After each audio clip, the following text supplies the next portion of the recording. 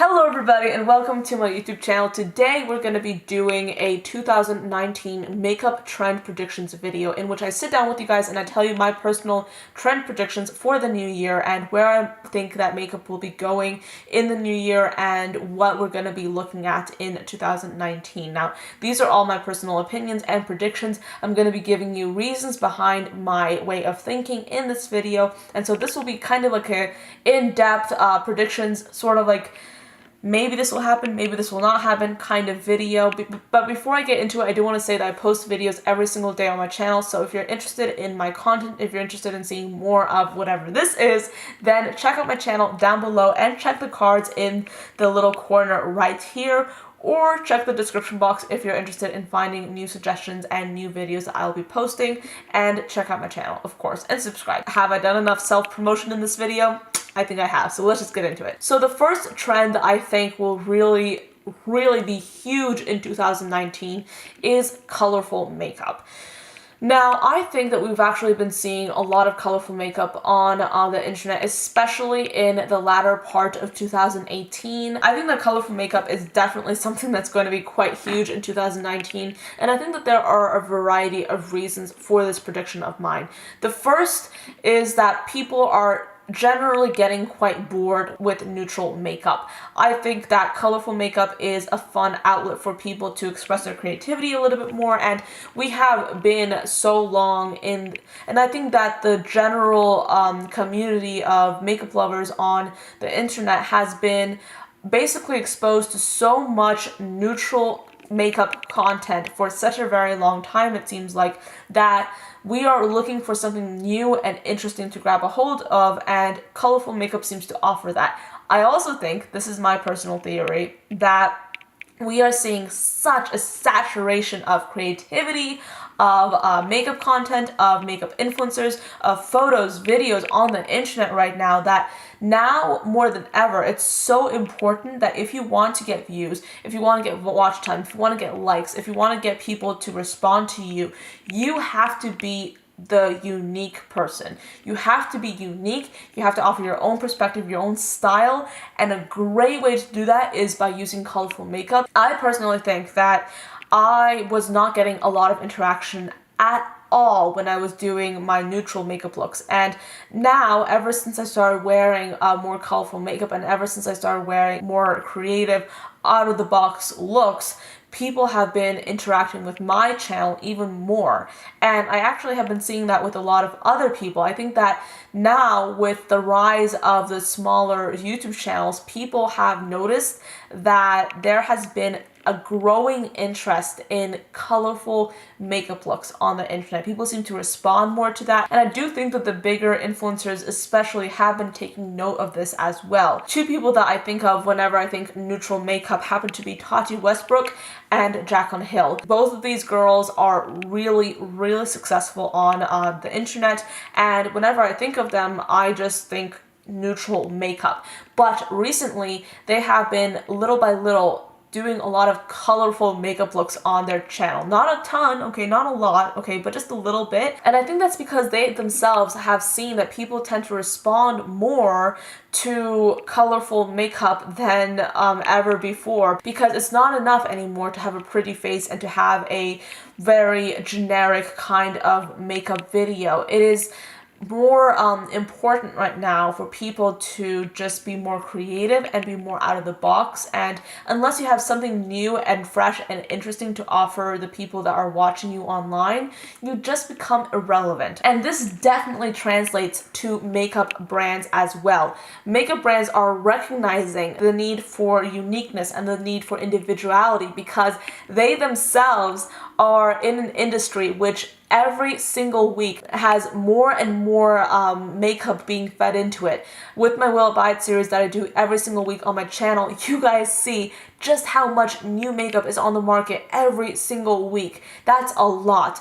Brands know that the average consumer cannot afford to spend so much money every single week on new makeup. So they strive to be unique. They strive to basically create products that no one else is creating. And because of that, little by little, we're seeing a slight increase in colorful makeup that is being launched. And I think that we are especially seeing a huge, tremendous variety of colorful makeup being produced by indie brands specifically. And as we all know, if you're an indie lover like me, big brands tend to take inspiration from indie makeup brands. So in my personal opinion, if you're looking for a little bit of a prediction into what the big trends will be in like a few months, just look at indie brands. They have things down pat.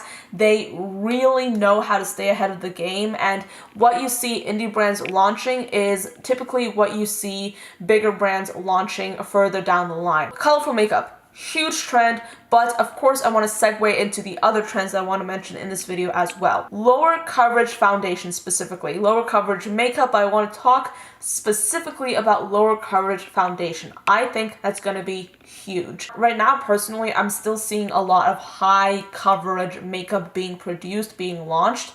But I do think that people are gradually going to quit using higher coverage makeup. When looking at the history of fashion, the history of makeup, I see that typically there is a very strong buildup over a particular trend or style, and it gets built up to a very strong extent, and then there's a sharp decline. There's a sharp, almost complete turnaround where that really big trend becomes almost completely just obsolete, and people tend to go in favor of the complete opposite. And I don't know if that makes any sense or not, but that's something that I see in fashion and in makeup, and I feel like that is going to happen with high coverage makeup. With Instagram and with YouTube especially, we see a lot of high coverage concealers, a lot of high coverage foundation, and I do think that that is not going to be the case in the next few months or even within the next year. And with different technology and new ways of makeup production, brands are finding easier and easier ways to create lightweight, more skin-like alternatives to makeup. And I do think that I personally have been quite sick of wearing foundation, and I actually have been focusing a lot more on skincare, and I personally have stopped wearing foundation in my everyday life completely. And right now I'm wearing foundation, but I of course only wear foundation when I'm filming, because I do think that I like the idea of wearing foundation with a very bright eye makeup look. I like the idea of having the foundation there, but I have decreased the coverage of my foundation. I tend to either use very little of it and then just spread it around a little bit more thinly, or I tend to mix it in with a liquid illuminator to give me a little less coverage. And I think that we're going to be seeing a lot less coverage within makeup moving forward. I don't think that people are going to be interested in wearing very high coverage makeup for much longer. I think that that's becoming less and less of a trend, and I do think that within, like, let's say like 6 months, I think that we'll be seeing a lot of people on the internet embrace their natural skin in a way that a lot of us have not really been doing for a long time now. And I kind of want to go into another trend prediction that I have, and that has to do with matte versus luminous. The matte trend, the matte face, the matte lips, the matte eyeshadow, I think that that is decreasing. You know, I don't think that we're necessarily as interested in the matte look as we were before, and now with the rise of highlighters, we are just constantly exposed to more luminous skin. And I definitely see people on the internet who have oily skin wear luminous looking foundation or go for a more natural finish foundation. I don't think it's going to be very in for much longer to wear super matte foundations. I think that luminous skin will become super popular in 2019, and I think that's also aided by the fact that liquid lipsticks, like matte liquid lipsticks, I rarely see a matte liquid lipstick really popularized nearly as much as they were, say, a year ago. Okay, now people are so much more interested in lip glosses, and I do think that lip glosses are going to make a little bit of a comeback in 2019, especially. We're going to be seeing more and more brands come out with lip gloss formulas. We have been seeing a lot of that close to the end of 2018. We see a lot more people use glossier formulas on the lips, and I think that even people that still use liquid lipsticks tend to put a gloss on top because that matte look, it's just not necessarily that popular anymore. People are not into that matte look right now, and I think that as we go into 2019, that will become more and more evident due to the fact that so many people are now looking for luminosity in their skin, luminosity in their lips, and also luminosity in their eyeshadows. I think that I predict that we'll be seeing less and less completely matte looks. I think that now people are more interested in shimmer and shine and glitter even. I think that that's going to be quite prevalent in 2019. Another thing that I want to talk about, eyebrows. Now, this is a little bit of a stretch. I don't know how soon this will come about because I definitely think that people are still quite interested in the very bold, very structured brow. You see that especially on Instagram, people are still very interested in that. However, I think that will change. I predict maybe closer to the end of 2019 or even the middle that people will be more interested in wearing like the more messier brow kind of look rather than the structured, very precise kind of brow. I think that we're going to be looking at a more natural brow, and honestly I love that. I love the idea of having a more natural brow look. I'm kind of sick and tired of having the very structured looking brow, which can look beautiful on some people, but I think that nothing is more beautiful than imperfection, and we've been seeing the structured, very precise looking brow for so long now that I honestly highly doubt that that is going to be brought into much of 2019. I think that we're going to be seeing a lot of imperfection, a lot of like sort of like messier looking brow styles. I definitely think that people are not going to be tweezing or waxing their brows with as much precision. Similar to the matte skin, similar to the neutral eyeshadows, the structured brow has been in for so long. I highly doubt it is going to remain that way in the new year. So that is a little bit of a stretch, but nevertheless, that is my prediction. I kind of hesitate to call this a trend, but I do hope that it will still happen anyway. Cruelty-free makeup, okay?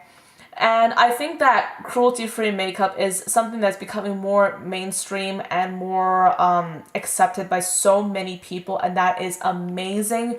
I myself have been using almost exclusively cruelty-free makeup in my makeup routine. You still see me using like certain items that are not cruelty-free, but I do really so much prefer buying cruelty-free items, and I think that even if people aren't going cruelty-free right now, there is a significant amount of consumers that are really interested in buying primarily cruelty-free items, if not exclusively cruelty-free items. In 2018, we saw CoverGirl become cruelty-free. Now that was a huge accomplishment for the beauty community, in my opinion, because if CoverGirl can be cruelty-free, I see no reason why we won't be seeing bigger brands become cruelty-free themselves, because I do think that it actually comes down to business. As people tend to provide more and more positive feedback towards brands that do happen to be cruelty-free, I do think that big brands will see that as a marketing strategy that they will be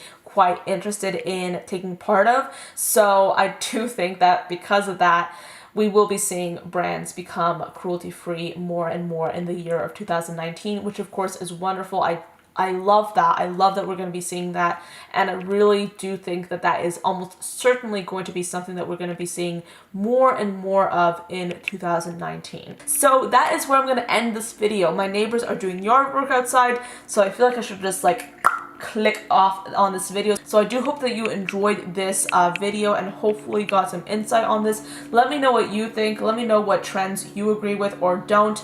Let me know what your predictions are down below. I would love to hear your response, and I respond to every single comment that I get from you guys. So that is pretty much it for this video. I hope you enjoyed it, and I'll see you tomorrow. Bye guys.